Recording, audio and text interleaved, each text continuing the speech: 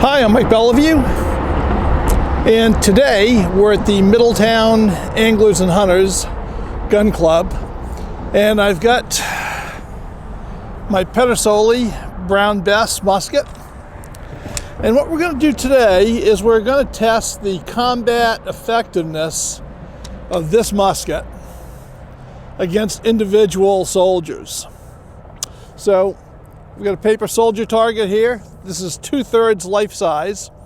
So we're at the 50-yard line. That's where we're going to start. And that would be, based on the size of my target, that would be about the 80-yard point blank range for the brown Bess musket.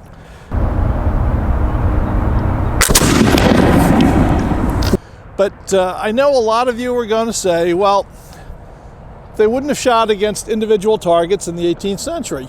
They would have shot against mass formations, volley fire. And that is true, and it isn't. And it really depends on where you are. If you are on a European battlefield, sure, that's exactly what you do. If you were in some of the stand-up Revolutionary War battles, yes. But a lot of the fighting in America was not like that at all. Particularly the French and Indian War, there were very few stand-up massed infantry battles. I mean, pretty much Plains of Abraham, and that's about it. Mostly what you had was forest warfare, right? So, you know, when Braddock was defeated at the Monongahela, it was Native Americans hiding behind trees, taking individual shots at soldiers, and he took like 68%, I think, casualties. He had over 400 killed out of 1,300 men and over 400 wounded. So somebody was hitting something with smoothbore muskets, right? And, you know, the same thing on the American side. I mean, when we fought the Battle of Lake George, it was the same thing. It was not mass formations. It was who could shoot who, right? And most warfare was that way in America in the French and Indian War. So the fact is that British soldiers were trained to shoot at the mark, as it was called. And this gun was expected to be point blank at 80 yards and was expected to drop people at 100 and 125 yards and occasionally 150 yards.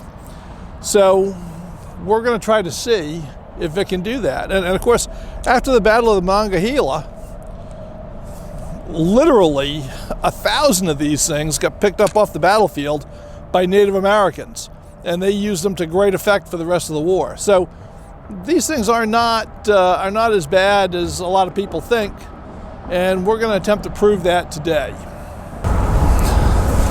Okay, we've got our French soldier target, French infantryman, set up, downrange, 50 yards. It's a 2/3 life-size target, so that's about the equivalent of an 80-yard range for a full-size man, which would be considered point blank for the brown Bess. So I've loaded this up with a paper cartridge, and I'm going to put 5 shots on him at 50 yards and see how we do. So let's see.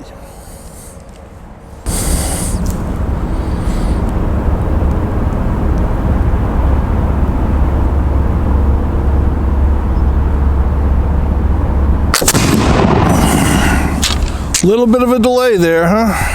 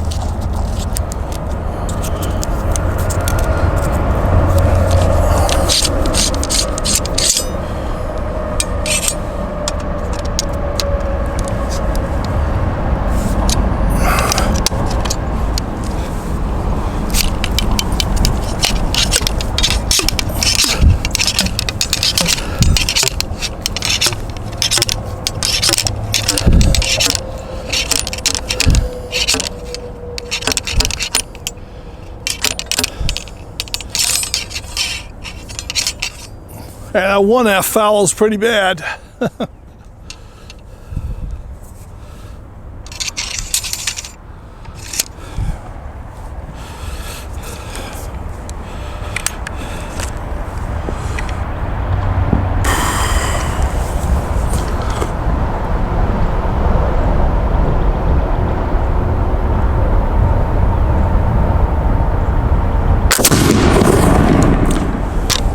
All right, well, let's see how we did. Okay, I'm pretty sure I messed up and I only took 4 shots. I thought I was taking 5.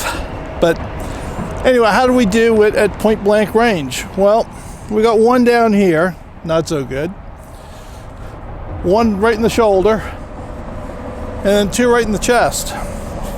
I wish I'd shot the 5th one, but I think there's no doubt that at point blank range, we are going to take our man out.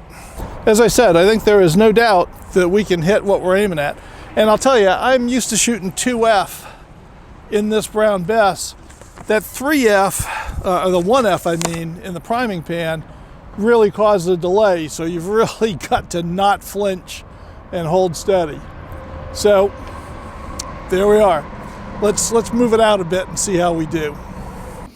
Well, stay tuned for the full video, which hopefully I'll get out in a week or so, and you'll be able to see how this did at 50 yards, 75 yards, and 100 yards. So until then, I'll see you.